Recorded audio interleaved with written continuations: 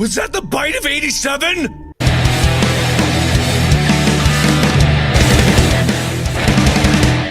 Hello everyone and welcome back to episode 66. I guess, well, it's a new episode, but anyway, today we're looking at something very, very special.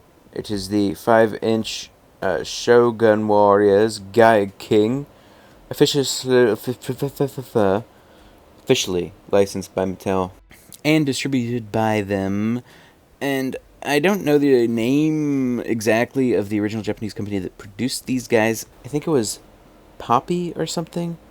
I don't know. Because of Wikipedia and its very obnoxious ambiguity, everyone just copied and pasted what freaking Wikipedia said, so I had to go to the deepest, darkest parts of the interwebs to find the name, which was very annoying. I often find myself on Spanish Wikipedia, which is much better, in my opinion. Anyway, so this thing was originally produced in 1978, and it's my dad's. He had it when he was a wee bairn, and it's not in the best tip-top shape. It's missing 2 pieces, but it's still pretty pokers and worth looking at because it's a pretty big step in toy history, toy culture. It's made out of die-cast, which is something you don't see too often, but it was the first appearance, basically, of Japanese figures. It kind of started that whole thing. So real quick, as mentioned, it was 5 inches, so here we have Tahu, and rightfully so, he's about 1.5 inches, 2 inches taller.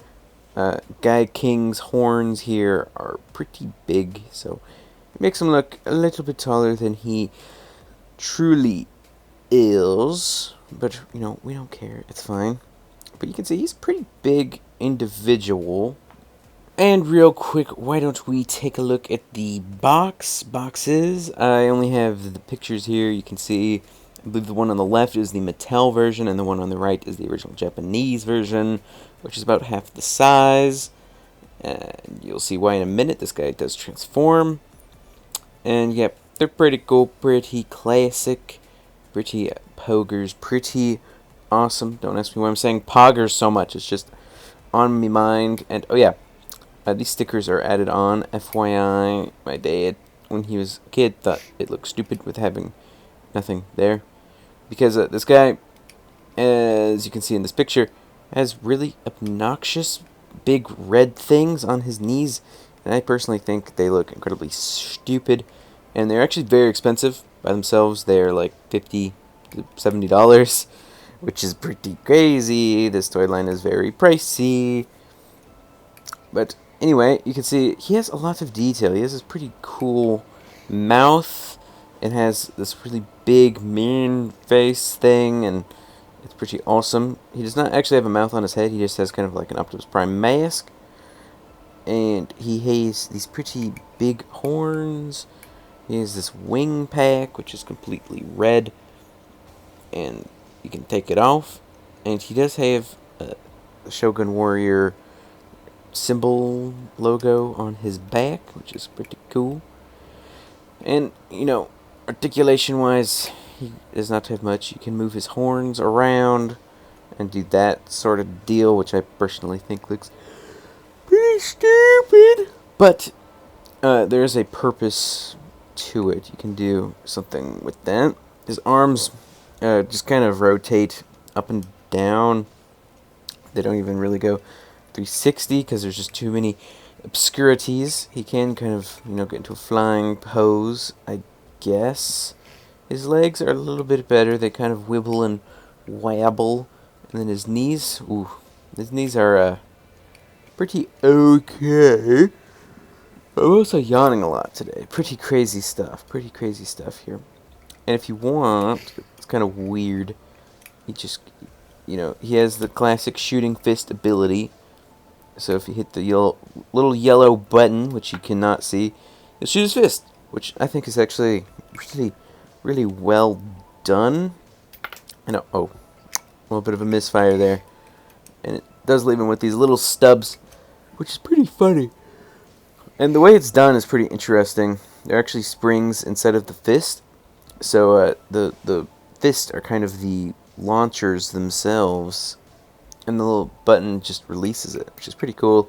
You actually can put them back on sideways if you would like, which I think is cool, because you can do more poses with that, I guess.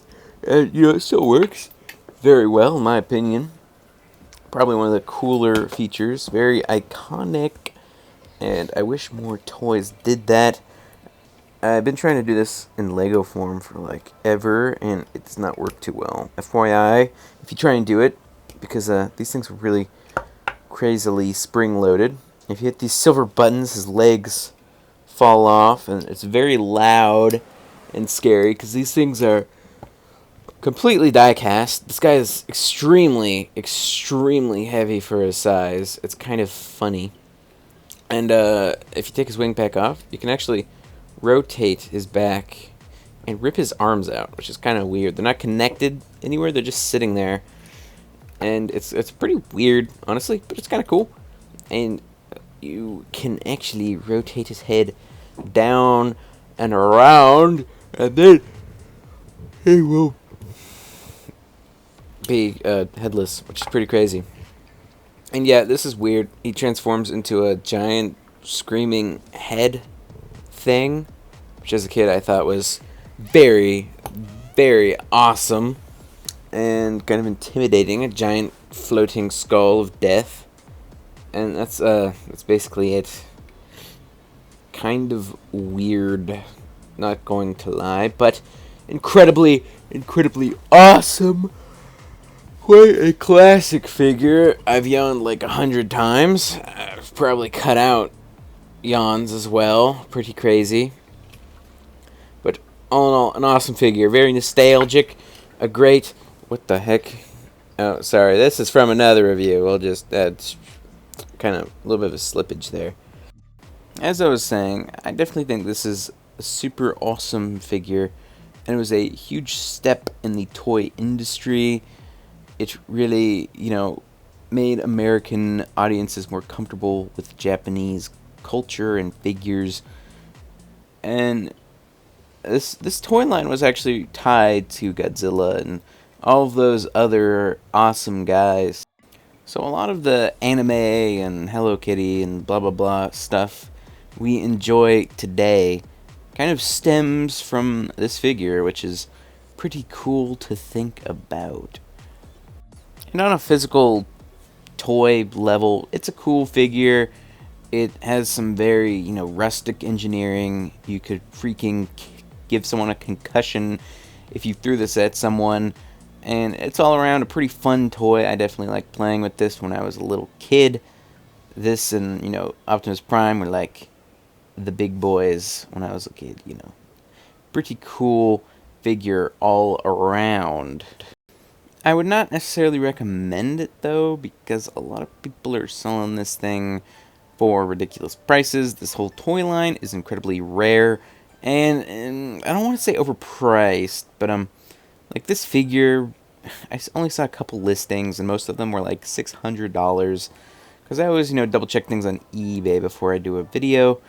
So I don't necessarily recommend this figure to buy, but I definitely think, researching it, looking at it, and respecting it, appreciating it, is a good thing. And, that's all I have to say. So, peace out.